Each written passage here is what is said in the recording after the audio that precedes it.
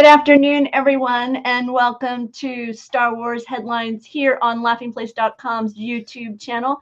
I'm Rebekah Mosley, the co-founder of Laughing Place, and with me is our director of editorial content here at, I always say it wrong, of Star Wars content here at Laughing Place, and the host of Who's the Boss Pod, Mike Celestino. Hey, Mike.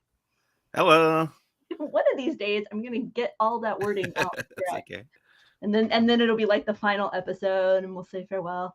But we're here to talk about all things Star Wars. And to start it off, we're going to talk a little bit about the recent finale of Boba Fett. Yeah, I think they had released some numbers as to how many people watched this thing. Yeah, it saw a 36% higher number than the Mandalorian season 2 finale had experienced. And as our team indicated in the write-up, there has been a bit of growth within Disney Plus, so you can you expect to see a little bit of an increase, as far as those numbers go. But that's pretty substantial. I have to admit that it kind of surprised me because I didn't have the feeling that Boba Fett was kind of had that same bite of the audience that Mando did. Yeah, it's surprising to me as well. Now, I wonder if they mean over a certain amount of time, like over the first day or first week. I think it's a 5-day number, as I recall. 5 days. Okay, yeah. I mean, that is surprising because it feels like The Mandalorian had a lot more buzz around it than Book of Boba Fett did. But maybe you were wrong about that. I mean, it certainly was talked about. Boba Fett show was talked about a lot, but I guess we don't really have our fingers on the pulse of how many people are watching things on Disney Plus, unless they release the numbers like they did this time. And I was going to say, and the other thing, the difference between the two, as even though maybe there were more eyes on this episode, I mean, Luke is so universal. And so even if people didn't see the episode, I suspect they still would have been kind of a buzz about it and talking about it. So that may have given us a bit of a different perspective on it as well. That was something that kind of came to mind for me as we were talking about it amongst ourselves in the chat here at Laughing Place. In other news, John Williams, Variety has reported that John Williams is going to return. Yeah, this just came out like an hour or two ago. We found out that John Williams is going to be, or has already written, a new theme for the Obi-Wan Kenobi show coming to Disney Plus. This is kind of the same way he did a new theme for Solo, a Star Wars story, but didn't actually compose the full score for the entire movie. So he's just creating the theme for the Obi-Wan show, and then someone else who has not been announced yet will compose the full score for the show. This got me more excited for the series. The idea that there's going to be kind of this genetics of the musical genetics kind of pass through the series. I have to say it did build my excitement, and in some ways it also makes sense because we're seeing some of the same actors that we had seen previously come, so to then have the same musical genius as well was like, it's a nice re-teaming there. Continuing with Star Wars live action, Mike, there's been some casting news.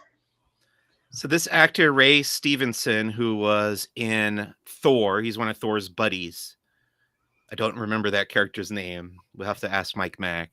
But he's also played the Punisher, Frank Castle, in one of the Marvel. What's that?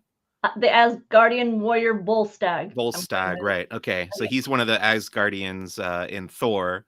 And he's also played the Punisher in a Punisher movie. But now he's going to be joining Rosario Dawson in the cast of Star Wars Ahsoka coming to Disney Plus, I think, next year.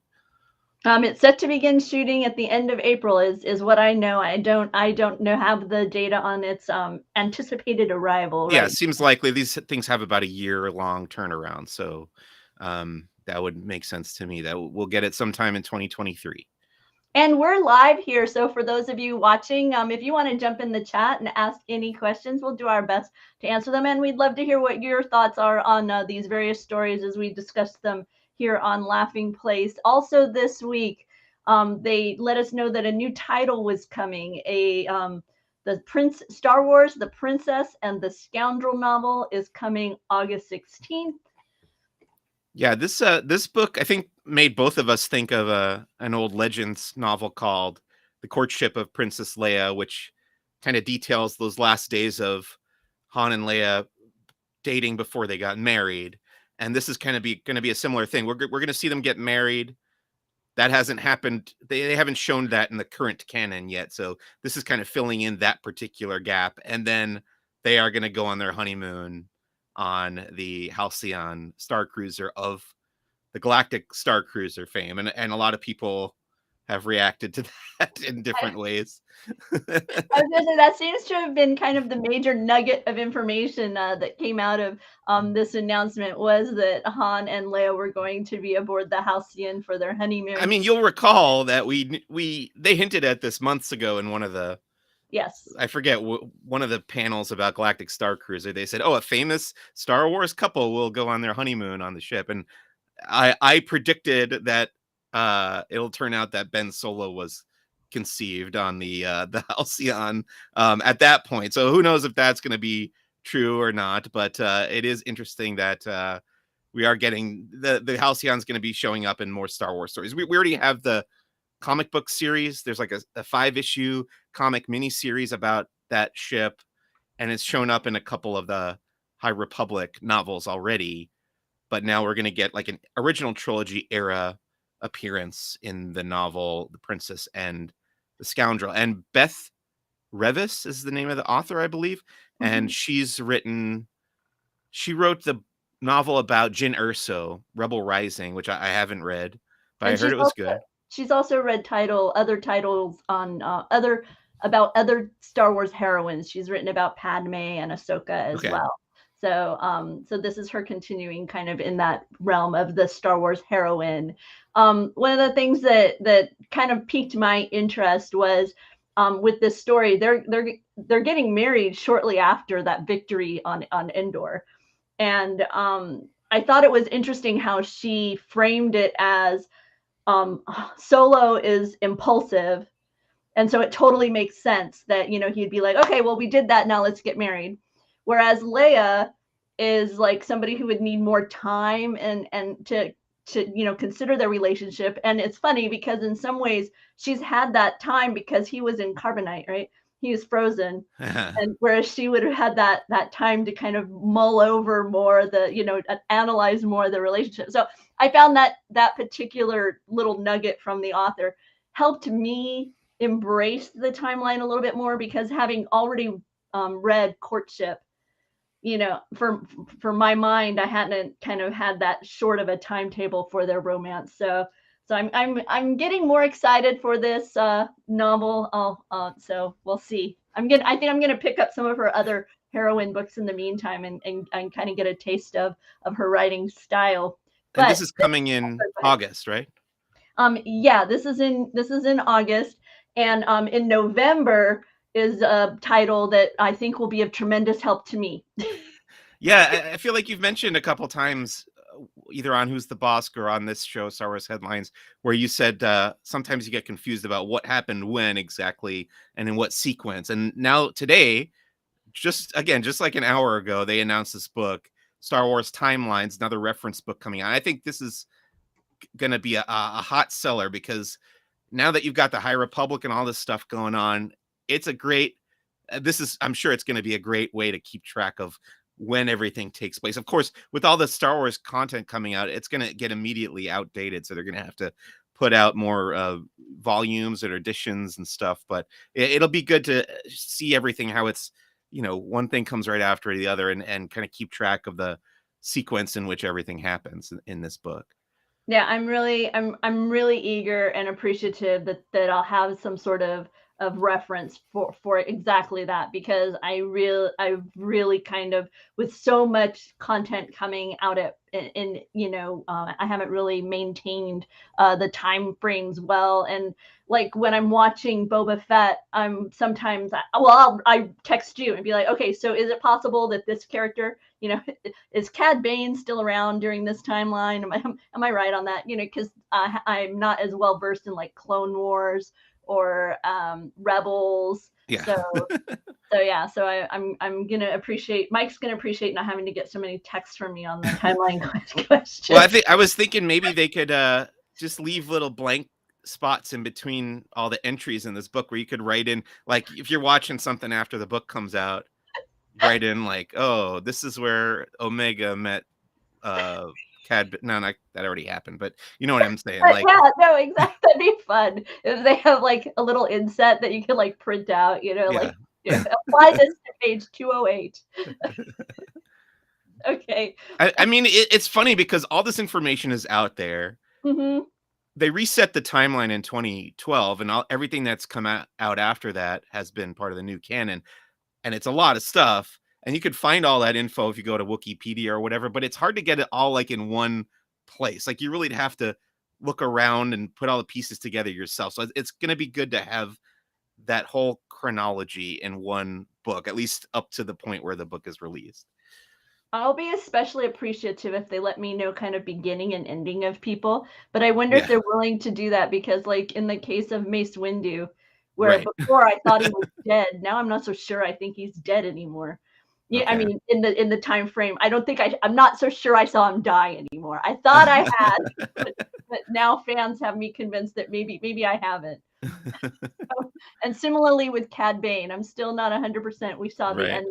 end of Cad Bane as well. So it'll be I'll be interested to see kind of what information we do get from Well, time. they could just put like, oh, Mace Windu dies, parentheses, question mark, after all of those. Yes. And High Republic Phase 2 is on its way. Yeah, so they're really just wrapping up phase 1 of the High Republic right now. They had the Fallen Star came out in January. Midnight Horizon came out this month in February, and Mission to Disaster is coming at the beginning of March, which we're going to talk about that book in a minute. But they have just announced the next wave, which is the beginning of phase 2 of the High Republic, and it's going to rewind time 150 years. So it's going back earlier in the timeline. But they just, if you close the image here and then go down a little bit, there's the list of all the titles and the authors. There it is, right there. So we're gonna have the adult novel is called Convergence. It's written by Zoraida Cordova, who did Crash of Fate. Young adult novel called The Path of Deceit by Tessa Grattan and Justina Ireland. And then the middle grade novel is Quest for the Hidden City by George Mann.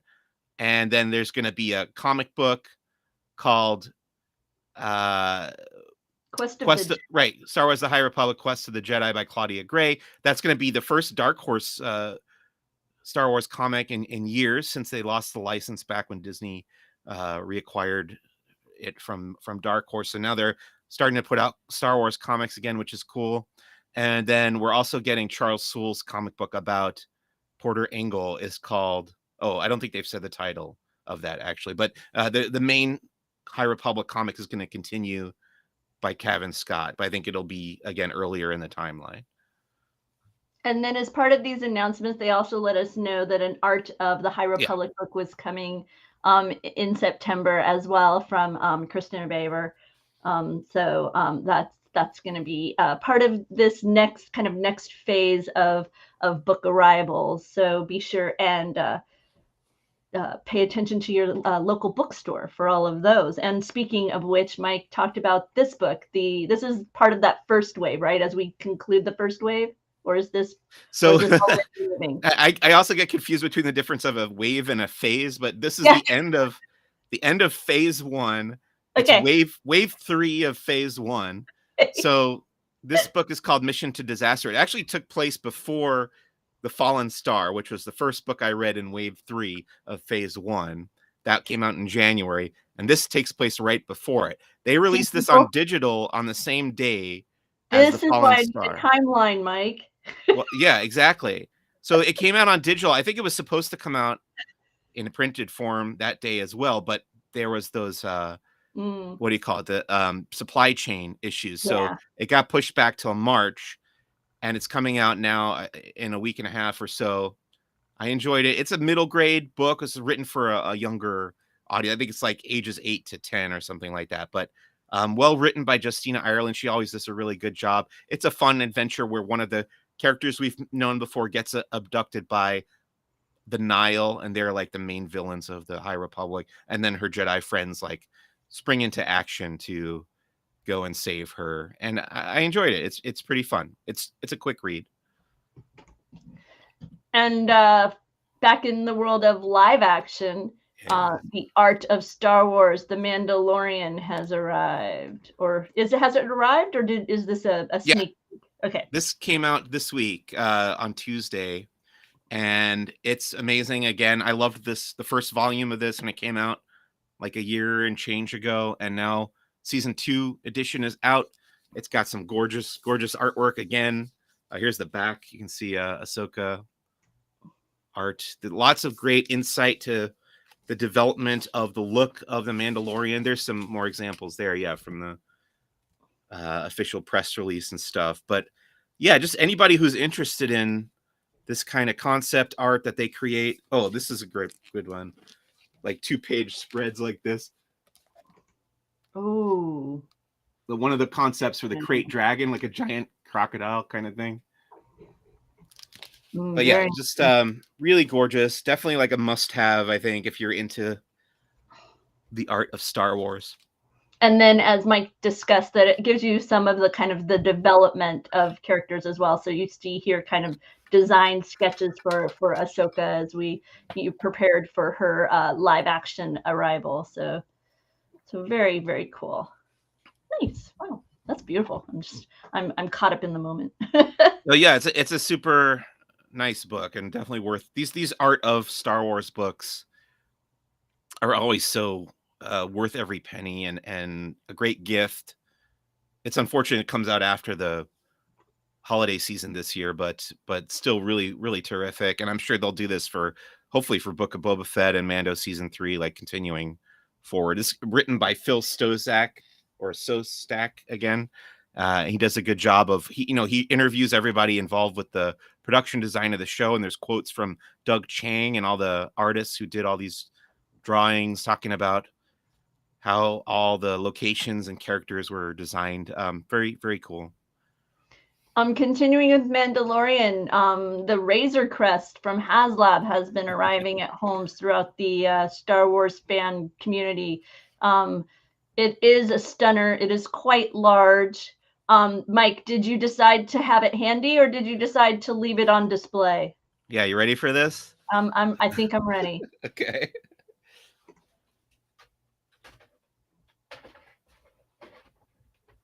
It's coming.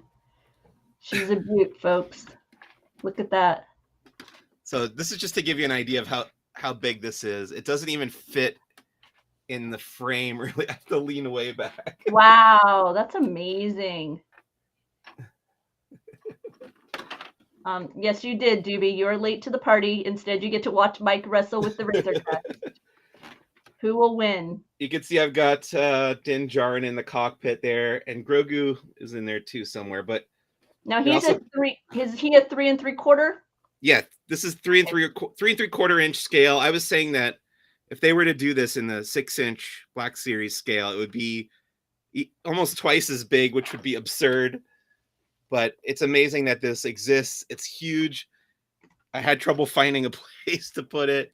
But you can watch my full unboxing review video on the Laughing Place YouTube channel. I go in through the whole interior of the ship and all the little details and weapons. And it does come with these figures as well that I put right here in front of me. The Jawa with the egg and Grogu's little hover pram there. So lots of cool features on the inside. You got all the carbonite blocks, and the armory is so cool. It has all his weapons in there, just like dozens of weapons that you have to like physically mount on the wall yourself with these little pegs. And it was really hard to get my hands in there because the space was, there's the space toilet. There's like the little sleeping quarters. But just so neat that it got funded and it exists, and that it is taking up a lot of space now in my apartment. So well worth the wait though, huh? Seems like really beautifully done. Oh yeah, this is a great toy for collectors. It's gonna look, I mean, it does look great on display. I'm gonna figure out a better way to display it. Right now I had it on top of the shelf there behind me, but you can't really see it up there. There's me like sadly opening up these carded figures in the video there, but How would yeah, you display them? yeah, exactly. But yeah, I think, you know, the only way to get this was to do the crowdfunding thing on HasbroPulse.com. So it's not really for sale anymore. You could probably get it on the eBay or secondary market or whatever. But yeah, I'm totally happy, thrilled to have this. It's pretty neat. Yeah, there's what it looks like inside the cockpit. I love it. It is really cool. Yep. Let's see if I can get it back on the. I wonder how many like fan made video fun we'll find with it, you know, because now it's so easy as a fan to kind of make your own you know, Star Wars movie, as it were. And now this is an amazing prop for such excitement. So Yep. Very cool. I said it almost looks like it could be one of the scale models that they use in production for like the green screen shots flying through space or whatever. It's that detail. Yeah, no, I don't disagree. I was really impressed looking through your video at the amount of detail that was visible as I was watching your report on it.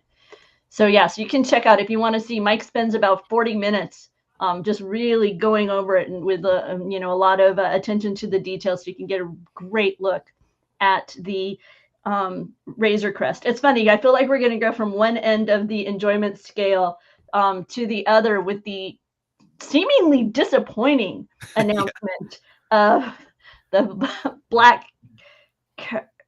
I can't do it. Krrsantan. Krrsantan. Always get messed up by those R's. Okay, Krrsantan. So when I saw this image, I actually thought it was fake. I thought a fan had taken a photo of the Chewbacca Black Series figure and like photoshopped it black.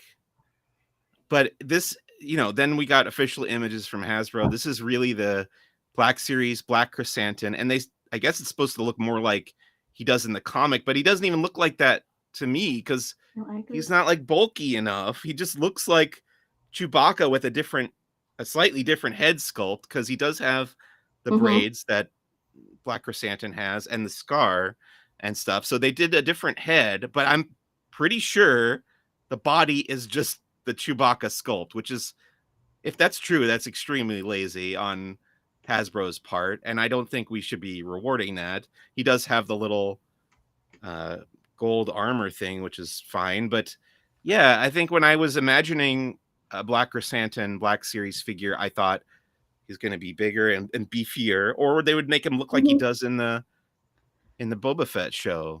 They didn't really do either. The challenge for me, Mike, comes in the lack of nuance and color with the shading with the fur. Because he's like seemingly a singular color here, whereas when you know, on the series and even in the comic, you can see that there's kind of like an underbelly of brown, and then this black fur like over top in spots. So you've kind of got that I don't know what I think of as typical Wookiee brown fur, you know, coming out as well. And here you don't have that nuance except in the braids themselves. You don't have that anywhere else seemingly within the fur coloring. So that was what surprised me in looking at it. I have to wonder if Hasbro is going to listen to the criticisms on this. Now, I think part of my recent problem with the Star Wars fandom is that everybody is angry about everything all the time. So things that are legitimate criticisms end up getting lost in the noise. And I do think that looking at this figure, I do feel like, okay, they kind of missed the mark on this one. And, you know, it happened with the Rancor, even though it didn't end up getting funded. At least they did listen to people and say, well, okay, we're going to include the Rancor Keeper. Hello, Skywalking through Neverland. Hey guys. So yeah, they are willing to make changes if the fans are loud and frequent, complaining frequently enough. So I wonder if they'll address that, or if this is going to get shipped out looking that way, because it is kind of disappointing to me. And then they've also announced a Black Series Cad Bane, which I did not pull up a visual of, as well as some vintage collection figures are on the way. Yeah, the Cad Bane is the way he looks in the Bad Batch series. So I think what I was laughing about with Cad Bane is that it seems like his hat gets smaller every time he appears. So his hat is like a little smaller than it was on the Clone Wars. Okay. And then I'm not sure what else is different about that sculpt, but it's not quite the Book of Boba Fett version of Cad Bane yet in the Black Series. But that is going to be available. And then also in the smaller scale, 3 3/4 inch scale, you have Migs Mayfeld in the disguise of the Imperial hover tank pilot, Koska Reeves, and Axe Woves, who are Bo-Katan Kryze's like Mandalorian minions counterparts there. Skywalking through Neverland. Oh yeah, this is Sarah only. And she asked if she's excited about the Razor Crest, and she just did. I decide where to put it. We actually just talked about that. I just showed it. I'm gonna show it again for Sarah's sake. Yeah, please do. Please do. I'll move it. I'll make it all big for you. There you go. So this thing is tremendous. I did have it up on the top of the shelf there behind me, but I am gonna find a better spot for it to answer your question, Sarah. It's so huge. It's just really big.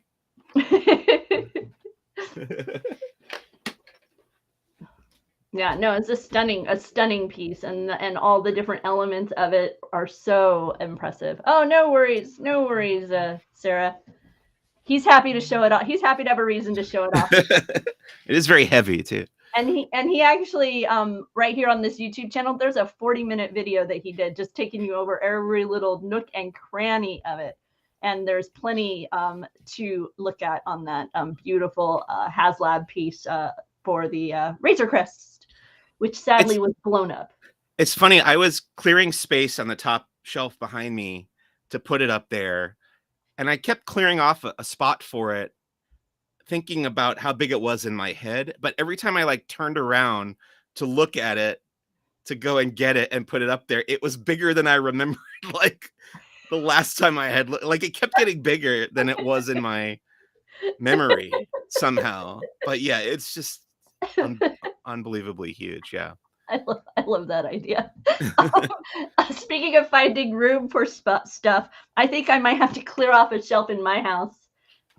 This is adorable, and also just, yeah, I'm in love with this particular set, Mike. Yeah, so they announced 2 new Lego sets from the Book of Boba Fett, although this one's really from the Mandalorian season 2 finale, when Boba Fett and Fennec Shand come into Jabba's palace and kill Bib Fortuna and kind of take over down there. It's a nice set. It comes with some cool minifigures. I don't know that we've ever gotten a Quarren Lego minifigure before. I'm pretty sure that we have not. So I'm very excited to get my hands on one of those, hopefully.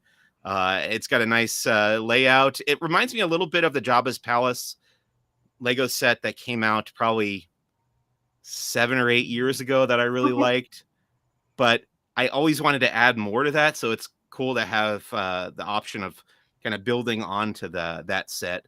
And obviously there's some different elements here and different design choices and stuff. So I think this one costs like, it's $100 there. Yeah, and this is a pre-order item currently at Shop Disney, and they've also unveiled the Mandalorian N1 fighter, Starfighter. With the I remember you want. When this episode aired, one of the first things I said was like, I hope they make a Lego set out of his Naboo Starfighter.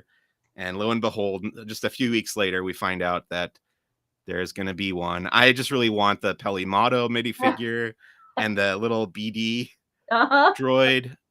When I saw that, Mike wants the minifigs. Yeah, but the ship is very cool too. It's again a little pricey at $60, but it's one of those things where I do really want that. And Grogu can sit in his little canopy gunner seat there. Yeah, no, it's sweet, and it seems to come with a representation of the Darksaber. for Yeah. but it just really looks like a black lightsaber. Yeah, so we've I gotten wish this it had a little before. bit. I wish it had a little bit of a sword-esque nature to it, but you know, hey. Yeah, that actually came with the Moff Gideon's ship set as well. And yeah, it is just a regular Lego lightsaber hilt with a black blade, which feels also very lazy. Kind of the way the Hasbro Black Krrsantan was lazy. This also feels lazy. Like they make new Lego molds all the time. That BD droid is a new mold. Why not just Well, make a mold for the Darksaber? well, my thought is if you want to go kind of within what you already have, they must have swords. Couldn't they? Couldn't Yeah, they there's have swords just too. a Yeah. black sword from a from a pirate set or something? I mean, Yeah, I think I'd rather than Ninjago doing things has you go that swords. way. Yeah, Yeah. just give me a black pirate sword. Sure, why not? Um, in the world of music, chapters 5 through 7, the music from chapters 5 through 7 of the Book of Boba Fett are now available. They dropped through your various music streaming services recently, so we wanted to make sure that you didn't overlook that in regards to your Star Wars fun. And I'm waiting for the now, vinyl. and now it's when we focus on all those other little things that have popped up within the world of Star Wars merchandise. What is this? What's this thing called? Do you remember, Mike? Because Yes, Scorpionic droid. the Scorpionic droid.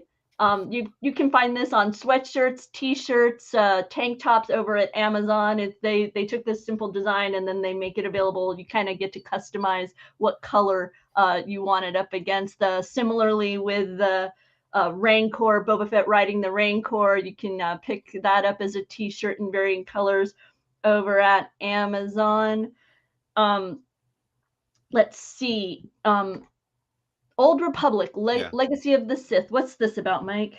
I actually just watched this trailer and it's really, really cool. I have a friend, Alex, who keeps recommending whenever one of these new trailers comes out for this game, the Old Republic, he gets really excited about it and recommends that I watch it because I've never played the MMO version of the Old Republic. I don't like online video games where you have to interact with other people. I only like playing video games where it's just me. So I did play the Knights of the Old Republic games, but when it got to the MMO version, I was like, nah, no thanks.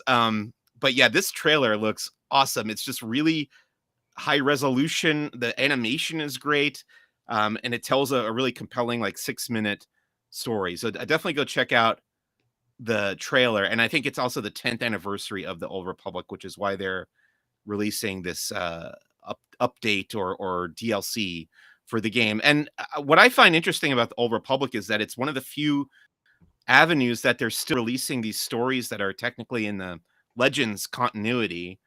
They're not part of the current canon, and they tie in with the Old Republic canon of the Legends timeline, which they haven't continued any of those novels or comics that we knew from the Legends. It's just way back in the Old Republic that they still get to play around in that chronology. So I think that's pretty neat. So this is the Legacy of the Sith trailer. This is within the Old Republic. And yeah, be sure and check that out. You can find the full trailer on YouTube. Sarah points out that the gift track from the recent Boba Fett score is perfect for meditation. So I appreciate that. I'm gonna have to check that out. And apparently, my husband has noticed that you neither like virtual items nor people. Right. So there's no pleasing. You can't please me with anything. Continuing within the gaming world, we've got Zynga Games has Star Wars Hunters. Yeah, that's it.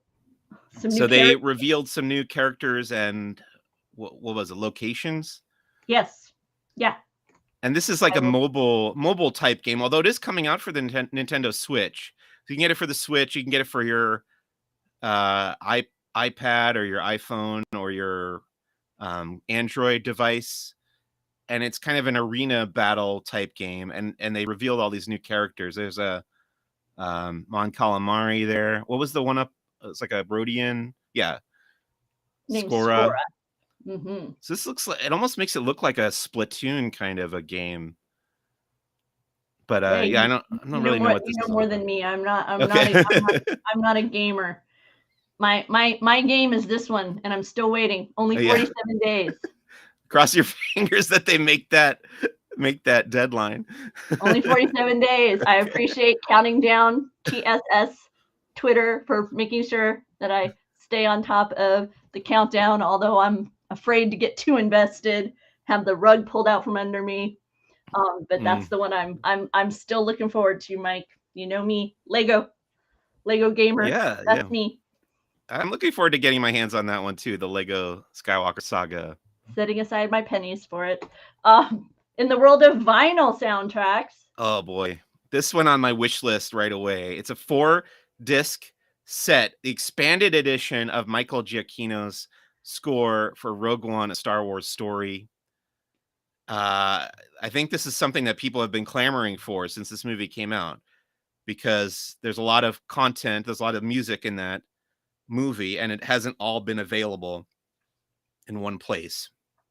So I think you can listen to it now digitally, the expanded edition, but if you want the vinyl, you got to order it on Mando, mondonews.com, I think is the website for Mando Records. And they always do a nice job of putting together these vinyl box sets. I got the solo Star Wars Story soundtrack that they did last year, and it's such a nice, that one's a 2-disc set, and this one's twice as long. It's got two times as many discs. Wow. If you can do the math.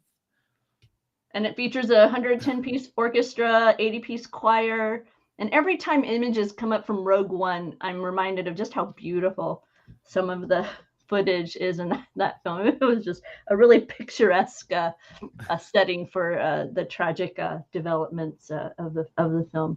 And how about that Michael Giacchino? He's the hardest working guy in Hollywood. Every time you check a movie and you say like, "Oh, I really like that score. I wonder who wrote it." It's always Michael Giacchino. these days. For sure. During the Super Bowl, Disney Plus had a special Goats of Disney Plus trailer, teaser, commercial. I'm not exactly sure where it falls within the realm. And among those were a couple of nods to Star Wars, Mike. Yeah, so which Star Wars characters did we get in there? They had a Stormtrooper goat and they had a Chewie goat. Okay, I still haven't watched it. So if you haven't seen the commercial yet, I'm actually going to play it over here in the background on my and pause it when they get to it, because it's right near the beginning. And I had a picture of it that I didn't copy over to the right folder for you. So in just Sarah says she loves Michael Giacchino and she wants to get him on their podcast, which, yeah, that would be a great guest.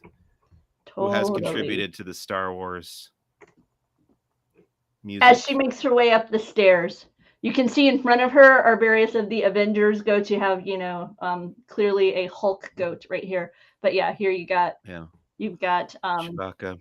A Chewbacca, and you've got a Stormtrooper. And they did a nice job throughout the ad of making sure to like give verbal nods to things. So if you weren't exactly sure what you were looking at, like she walks by a goat that's very high up and she's like, "Hey, free Solo." So, okay, so it's the free Solo goat. I got it. So people aren't going to get this is the free Solo goat. We got to have Aquafina pointed out. Yep. So that was just a little nod to Star Wars on Disney Plus that popped up during the Super Bowl. I think that's it for what we've got going on. Oh, that's so funny. Jibby wants to know, is that the Black Krrsantan or Chewbacca? He thinks they use the same base goat. Wookiees. Can I just say, Sarah, that he was actually a guest during D23. I want to say it was the first convention. Doobie, you're in the chat. You can correct me if I'm wrong. And he talked a bit about some of the composing that he had done. It was a theme parks related a panel of composers. And he discussed composing for theme park attractions. And since he was there, that year. Man, I keep hoping that we'll see him again discussing stuff. If he's been back, it hasn't been when I've been able to see him, but I did very much enjoy the panel that I saw him in that first. I'm pretty sure it was that first year that I saw him. I know he did the Incredicoaster, but that would have been after that. So what else did he do for the parks? I believe it was Space Mountain, right? I think he did Space Mountain. The current Space Mountain. I think, yeah, after Dick Dale. It was the one after Dick Dale, but okay. Not the Red Hot Chili Peppers one, right? Didn't they do a Red Hot Chili Peppers overlay for it? Okay, yeah. So, okay, yeah. See, Sarah was there. Yeah. Okay. Thank you, Sarah. But that was such an amazing panel. It's one of my favorites. I really enjoy hearing from composers, and so that was a lot of fun. And I keep hoping they'll have him back, because his Disney resume, you've got him in theme parks, you've got him in film, you've got him with TV. Because would love to hear him talk about Lost. Because that's some music where, in the same way that John Williams transports you, he does. For me, Lost. There's so many pieces in Lost that I know it's like I have a visual. I will say that ever since Lost, whenever I'm walking through the woods in any kind of situation where I'm walking through trees, I start humming to myself, doom doom doom doom doom doom doom. Doom, doom, doom. The Lost theme of people walking through the woods. We are walking through the woods. Yep. Exactly. No, soundtracks have very much been my path into fandom for so many things. There are quite a few films where I'm far more familiar with the score. I haven't even seen, in some cases, I haven't even seen the film. I can think of many John Williams pieces that are that way. Midway, 1941, music he did for various films that I am so familiar with, but yet I have never seen the films themselves. So yeah, but I guess that wraps it up for us here. Did I forget something, Mike? Let me know. No, I was just thinking you were going to say what's happening next week or whatever. And I was like, I won't be here next week. I'm going to say happy birthday. Today, my son turns 13. Happy birthday, Gideon. And I just want to say happy birthday to him. He is a fairly new Star Wars fan. So very happy birthday. May the Force be with you. Here at Laughing Place, though, we have been so busy. We were at the opening of Peppa Pig Land, a new small theme park next door to Legoland, Florida. This morning we were live from Epcot as Flower and Garden Festival begins that transformation begins over there at Epcot. And on Saturday night, as always, here on Laughing Place at 7:30 Pacific, we will be hosting Disney Trivia Live. That's where you get to compete head-to-head with fellow Disney fans. It's a lot of fun. Mike plays frequently. It's always fun to have Mike in the chat. So between the chat and the trivia contest, it's a lot of fun. Hey, Mike, apparently Sarah knows you're not going to be here next week. So there you go. I don't know if I'm allowed to say yet, but yeah, no, I guess so. I had no idea. So we'll talking about that very soon. So we'll see what's going on there. Aw, thank you. Happy birthday. Appreciate the happy birthdayness. And until next time, yeah, I'm looking forward to seeing you all then. So apparently Sarah knows more than I do. Bye.